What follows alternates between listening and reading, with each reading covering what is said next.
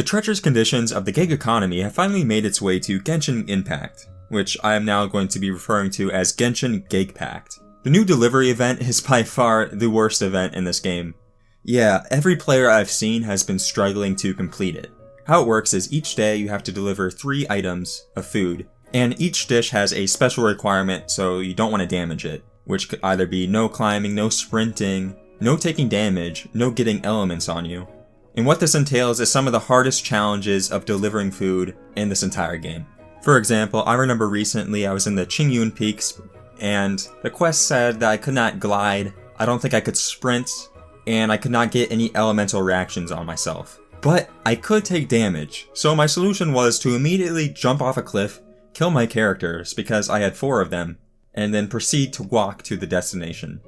So these delivery quests have no safety regulations. Sometimes killing yourself is the right answer.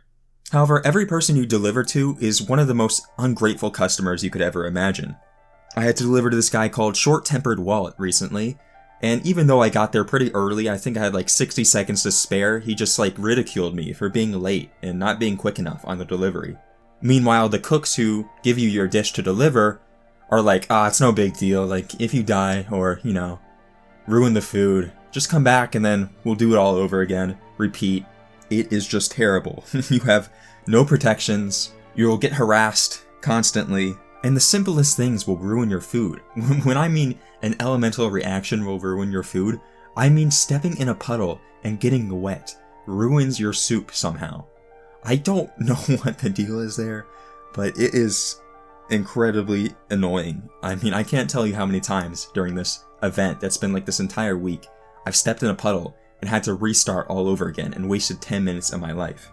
But what I find funny is that the gacha game craze has started around the same time in like the early 2010s as the tech startups that started the gig economy started up. Like Uber started in the early 2010s as well. And this event of deliveries really reflects like the harsh conditions that the gig economy can like exploit its workers and how that happens. Recently in California, this initiative called Proposition 22 passed. And this initiative, pushed by Uber, Lyft, and DoorDash, allows gig economy companies to exempt themselves from just basic state labor laws. Effectively, everyone working for these gig economy companies cannot be employees, they're simply independent contractors, which means they will not receive healthcare, sick leave, minimum wage, overtime pay, unemployment insurance, just safety regulations, and who knows how many other benefits they will not be able to receive as being an independent contract worker. Apparently, this is one of the most expensive initiatives. I think the most expensive initiative, with $200 million being spent in support of this, probably by those companies. I mean, it is the most astroturfed initiative out there. And of course it passed after having all that money spent, even though workers were organizing to protest and say vote no, it didn't work out. And what this suggests is Proposition 22, with this success and how money can just win this proposition, it will probably go across the entire country from more than just California, and worker rights will hit an all-time low. Some of the executives of these gig companies are saying this will be the future of independent work, but of course they're sugarcoating saying this will make your jobs more secure. Well, that's obviously a lie. So this one graph I found made by the UC Berkeley Labor Center did a study on how this ballot initiative would affect your wage. Because Proposition 22 seems to suggest, we'll give you a 120% increase on the California minimum wage, plus a little healthcare stipend. However, once you just factor how this is working, as someone working for Uber or Lyft, you have unpaid waiting time. Sometimes you're just sitting in your car, waiting for a customer, and you're not getting paid. That's not happening. And in Genshin Gigpact, there's a similar issue where you only have a certain amount of time. You have 90 seconds to deliver a food. But guess what? The loading times for you teleporting to where you need to go and start your trip is factored into the time. So if you have a really long loading time, you're just gonna fail. Loading times affect how your delivery goes. And of course, you're not gonna get paid for that. You're not gonna get paid for that. And on top of that, there's the unreimbursed waiting time expenses, which is if you're working for Uber or Lyft and you're driving around waiting for the next person, that's not gonna get paid for. That's straight out of your wage. And yeah, every time you fail a delivery quest and you have to go back and accept it again, it's just like your life is being drained away. You're not getting any extra rewards for how much time you waste going back and accepting it again. It's terrible.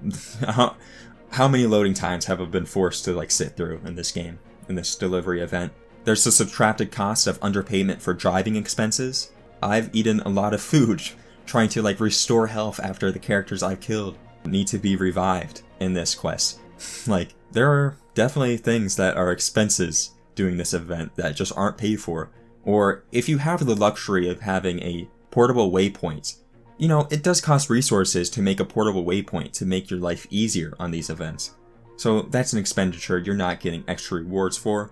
And of course, there's also the unpaid payroll tax. I'm not sure there's an equivalent in Genshin Gig Pact for that one.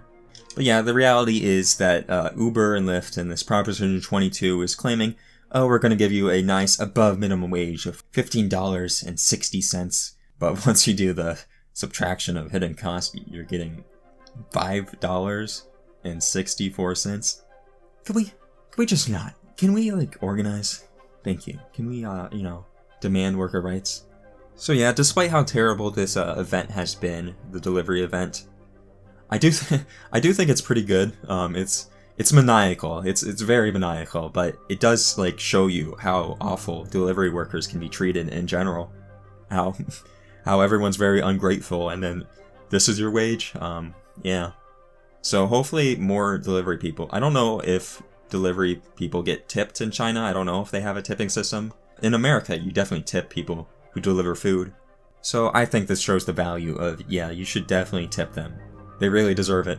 This is awful treatment, and despite how terrible this event is, I appreciate Miyo for just making us aware of it, just making us aware of how terrible this can be. But that doesn't stop me from criticizing Miyo, because we know that as a gacha game, they're constantly trying to push like how far they can exploit their player base and how far they can make money off of these players. Just like the gig economy, it's like pushing the line of how little rights you can be given, how little the rates that can be there. How many primogems are really needed to placate the player?